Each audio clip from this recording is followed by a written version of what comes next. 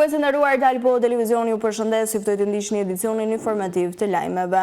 Qarkullimi në aksin rrugor Karditsh-Delvin është ndërprer për disa orë pas një rrëshqitje dherash të shkaktuar nga prurjet e shumta të ujit dhe të inertave. Problemi u shfaq në zonën pranverore të Senicës, ku materialet e sjella nga rrjedha bllokuan përkohësisht segmentin rrugor, duke krijuar vështirësi për drejtuesin e mjeteve.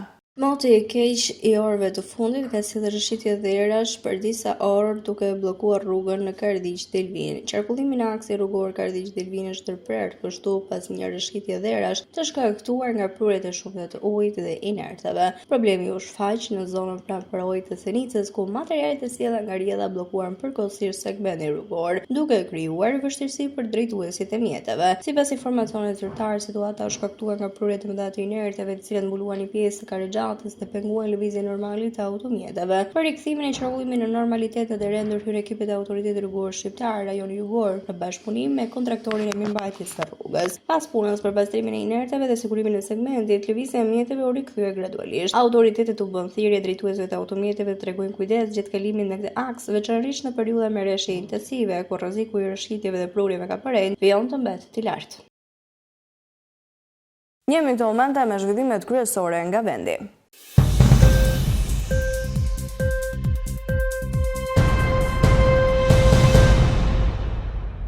Një individ shqiptar që jeton në kryeqytet dhe merr një pagë të barabartë me pagën mesatare neto mujore zyrtare për 760 eurosh, nëse jeton në vitin duhet të shpenzojë një muaj rreth 850 euro, çka do të thotë se këto të ardhurat atij nuk u mjaftojnë për të bërë një jetë normale dhe do të duhet të heqë dorë nga disa shpenzime jo të domosdoshme për të mbyllur muajin. Të dhënat u bën të ditura nga një raport i fundit, i cili llogaritse raporti i shpenzimeve si përqindje pagës për një person të vetëm që jeton në Tiranë apo në qytete të tjera të Shqipërisë është 112.2%. Ky është niveli i dytë më i lartë në Europë, duke lënë pas vetëm Lisbonën e Portugalisë. Ky tregues është 121.4%. Tirana dhe Lisbona janë të vetme qytetet në Europë ku paga mesatare mujore nuk mjafton që një individ të kalojë muajin, duke përllogaritur shpenzime për ushqime, shtëpinë, transport, kujdes personale apo edhe argëtim. Për të zbuluar se cilat kryeqytete ofrojnë standardin më të mirë të jetesës me barë më të vogël financiare, në raport me të ardhurat mujore janë renditur shumë shtete të tjera si Greqia, Italia e të tjerë.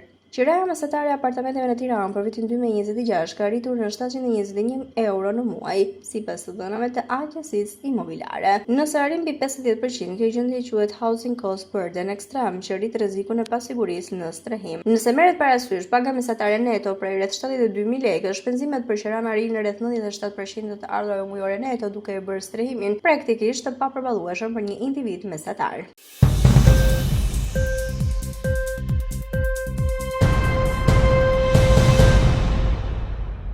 Varësitë e qytetit Gjirokastrës, një hapësirë që duhet të reflektojë respekt dhe kujdes për të ndjerët, ndodhen sot në një gjendje shqetësuese. Baret e larë kanë pushtuar rrugëzat e hapësirat përreth bareve, ndërsa pemat e pakrahasitura dhe degët e rrezikshme përbëjnë rrezik për qytetarët që vizitojnë çdo ditë afërmit e tyre.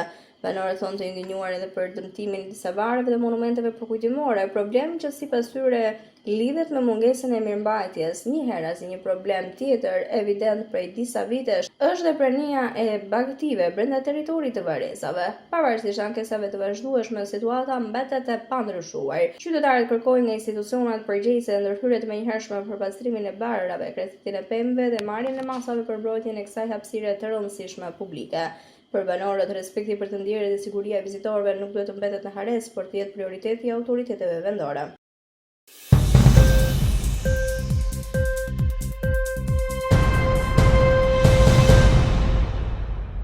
Edhe pas një dekade venting, i cili synoi të largonte veçanërisht magjistratët e korruptuar, perceptimi në publik se sistemi i drejtësisë është një nga më të korruptuarit mbetet. Ky është rezultati i një raporti të Komitetit Shqiptar të Helsinkit, KSH, bazuar në intervista me qytetarë në bashkitë Tiranë, Shkodër, Fier dhe Elbasan. Raporti identifikon sistemin e drejtësisë si një nga 5 sektorët me rrezik më të lartë të korrupsionit. Një nga rreziqet më serioze në këtë sektor është korrupsioni politik, ku arpërsia politike dhe norma sociale e klientelizmit mund të ndikojnë në vendimarrje, duke cënuar pavarësinë dhe paanshmërinë e gjyqësorit si trajtimin e barabartë të qytetarëve.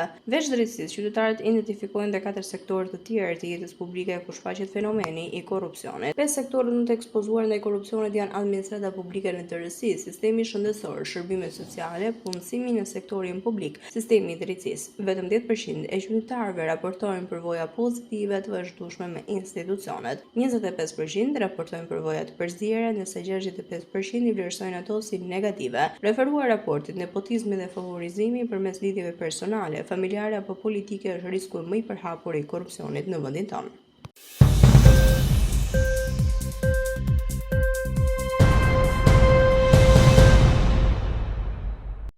Për të 23 ditë me radhë, protestuesit vijuan rezistencë ndaj protestave të tyre kundër qeverisë socialiste dhe kryeministrit Edi Rama. Me thirrje për dorëheqjen e shefit të qeverisë, zakonisht qytetarët kanë nisur marshimin e tyre nga sheshi i Skënderbej në Tiranë në drejtim të godinës së kryeministrisë, ku prej më shumë se 48 orësh, dhjetra qytetarë vijuan qendrën e tyre pa ndalim. Nga kryeministria, grupi koordinues i protestës ka bërë publike 5 kërkesat e tyre me fokusin kryesor tek dorëheqja e kryeministrit Rama dhe krimin e një qeverie teknike jo partijake me afat 12 mujor. Gjithashtu, grupi koordinues njoftoi se 4 kërkesat e bëra publike në ditët e kaluara vijojnë të qëndrojnë. E para, ndërheqja e panegociueshme e kryeministrit dhe qeverisë, krimin e një qeverie teknike tranzitore jo partijake me mandat 12 mujor, ndryshime kushtetuese, ndryshimin e kodit zgjedhor, ndryshime për ligjin për financimin e partive politike dhe organizatave të ndryshme, kufizimin e ushtrimit të detyrës së kryeministrit në më jo më shumë se 2 mandate të plota ose të pjesshme gjatë gjithë jetës politike të një individi. Gjithashtu, anulimin e ndryshimeve të bëra në ligjin për zonat e mbrojtura, trashëgiminë kulturore, paketa e maleve apo në kuadrin ligjor për investime strategjike. Kontrata e re sociale mes qytetarëve dhe shtetit të përpilohet pas konsultimit me intelektual, ekspert, teknik dhe qytetar apartjak të propozuar nga sheshi i protestës. Ndërkohë, protestuesit kanë akuzuar qeverinë se është zhytur në afera të mëdha korruptive dhe po e shkatërron gjithnjë më shumë Shqipërinë duke shpopulluar këtë të fundit. Ndërkohë, përfaqësues të diasporës shqiptare ka paralajmëruar kryeministri Rama se ata po vijojnë organizimin e tyre dhe do të jenë të shumë në numër në protestat e ardhshme.